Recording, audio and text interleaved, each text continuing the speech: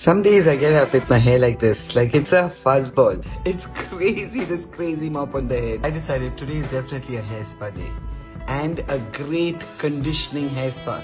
I'm going to show you how to make it. 1 cup of water, 2 tablespoons of flaxseed.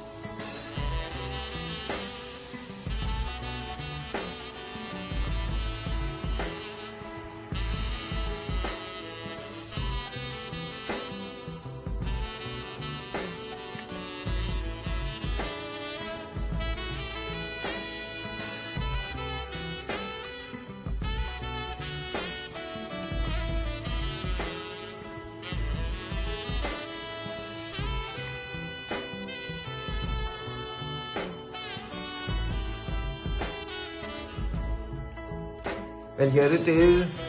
You can see how many amazing ingredients have gone into it. Spray all over the hair. And once it's all over, then you can comb it out and definitely take partings and spray onto the partings as well and massage it into your scalp. Because this is a spa for your scalp and your hair.